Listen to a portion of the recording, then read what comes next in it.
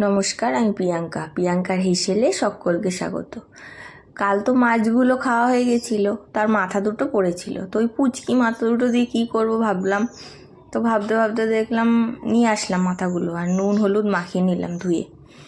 এরপর ফ্রিজে দেখলাম কিছু সবজি রয়েছে, বাঁধাকপি, কুমড়ো, বেগুন, আলু আর গাঁটি কচু, এগুলোকে ডুমডুম করে কেটে নিয়েছি। এগুলো দিয়ে আজকে একটা চচ্চড়ি মতো করব মাছের মাথা দিয়ে।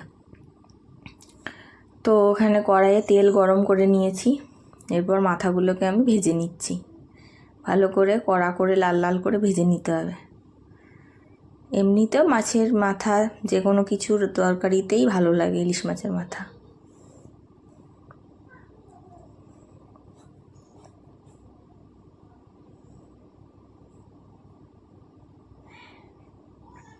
মাথাগুলো ভেজে তুলে নিলাম।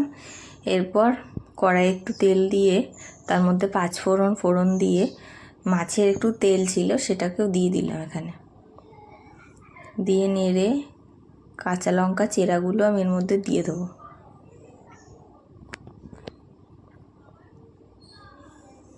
এরপর যে সবজিগুলো আমি কেটে রেখেছিলাম, গাঁটি কচু, আলু, কুমড়ো, বেগুন, এগুলোকেও আমি এর মধ্যে দিয়ে দেবো।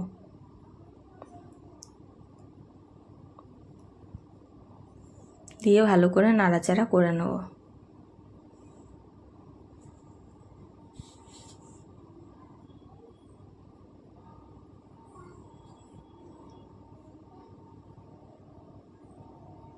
এরপর এখানে একটু নুন হলুদও দিয়ে দেবো আমি, দিয়ে ভালো করে আবার মিশিয়ে নেব।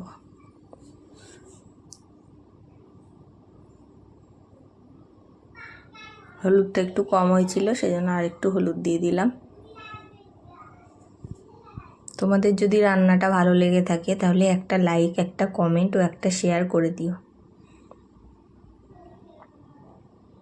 এরপর বাঁধাকপিগুলো আমি এখানে দিয়ে দেবো, দিয়ে এগুলোকেও আমি ওই মশলার সাথে ভালো করে মিশিয়ে নেব। নেড়ে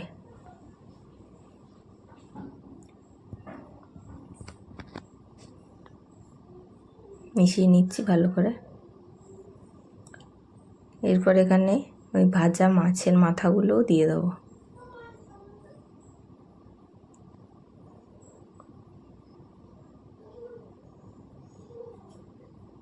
আর একটু আদা ঘষে দিলাম।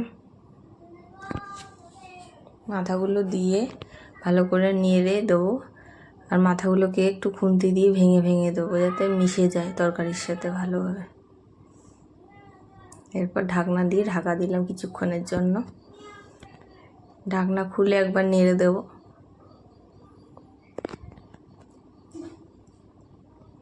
যেহেতু সবজিটা থেকে বেশি জল বেরোয়নি, তাই আমি সামান্য একটু জল দিয়েছিলাম এখানে।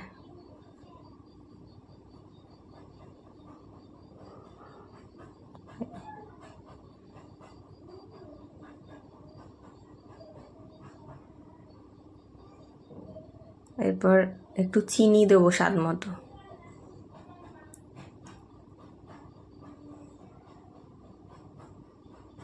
চিনি দিয়ে দিলাম।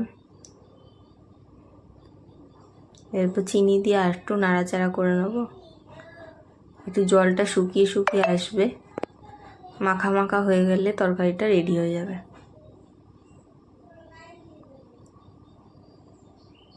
এখন তরকারিটা নামানোর জন্য প্রায় রেডি হয়ে গেছে। তো আমার তরকারি এবার হয়ে গেছে, আমি এটাকে নামিয়ে সার্ভ করে নেব।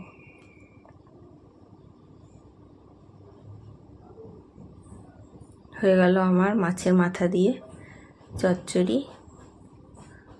তো আজকের মতো এখানেই শেষ, টাটা।